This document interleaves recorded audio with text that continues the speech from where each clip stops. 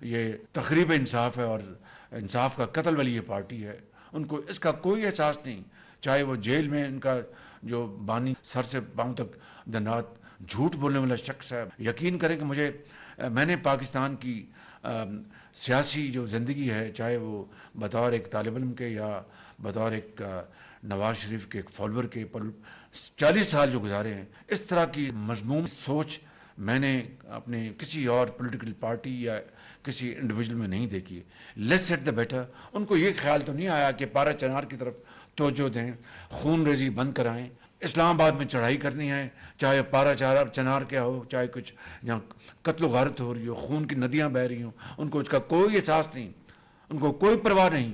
ان کو ایک ہی پرواہ ہے کہ کس طرح پاکستان کو تباہ کرنا ہے, کس طرح پاکستان کی معیشت کو ڈبونا ہے. This we must not allow, under no circumstances I'm telling you. This political leaders sitting here in this room and those who are not here, who are great Pakistanis, I think together we must make sure that this does not happen ever again in our lives. Thank you very much.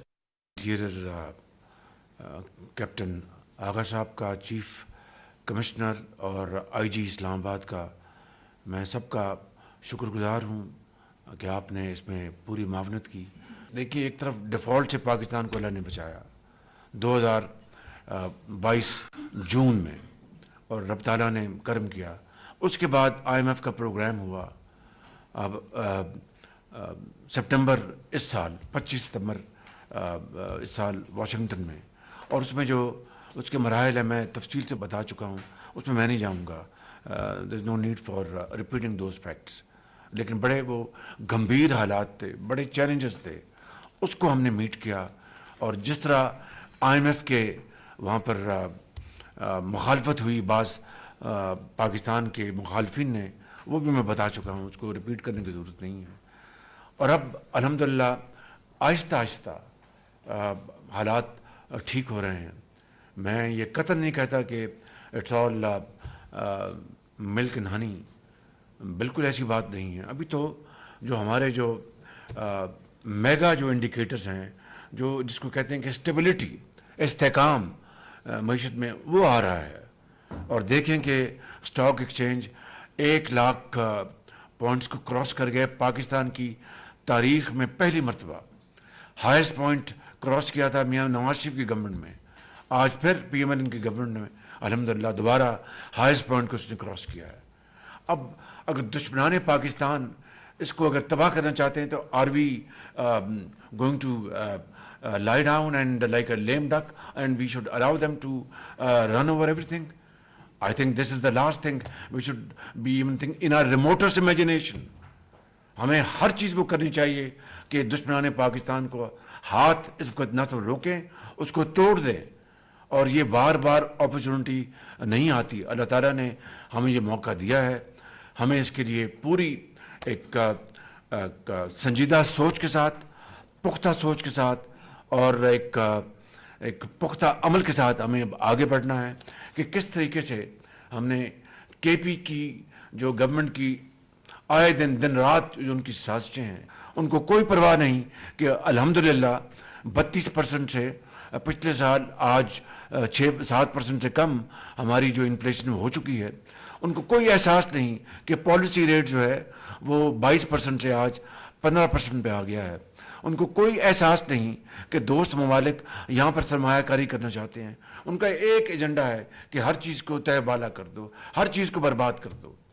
تو میں سمجھتا ہوں کہ آج پاکستان کی یہاں پر جو federal government کی جو سینئرز بیٹھے ہیں, آرمی چیف بیٹھے ہیں, ان کی پوری ٹیم بیٹھی ہے, سب نے مل کر بڑی کاوش کی. چیف سیکرٹری پنجاب نے, چیف IG پنجاب نے, چیف سیکرٹری سندھ اور IG سندھ نے, میں آپ سب کا دل کی اتھاہ گہرائیوں سے میں شکر گزار ہوں. لیکن اب اللہ نے موقع دیا ہے, and time and tide wait for none. تو اس کے لیے ہمیں اب آگے بڑھنا ہے.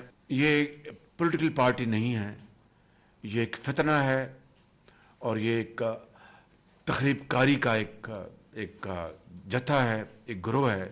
جتنے بھی تخریب کار ہیں, سیبوٹیئرز, مسکرینٹس, ان سب کے خلاف FIRs کاٹی جائیں اور ان کی پروسیکیوشن ہو سالڈ گراؤنڈز کے اوپر. شومی قسمت ہے کہ ہمیں آج یہ دن دیکھنا پڑ رہا ہے. میں سمجھتا ہوں کہ یہ ایک وطن کے ساتھ دشمنی ہے. It's our national duty today. اگر نہیں ان کا چہرہ دکھائیں then I think history will judge us in very very bad light and posterity will not forgive us.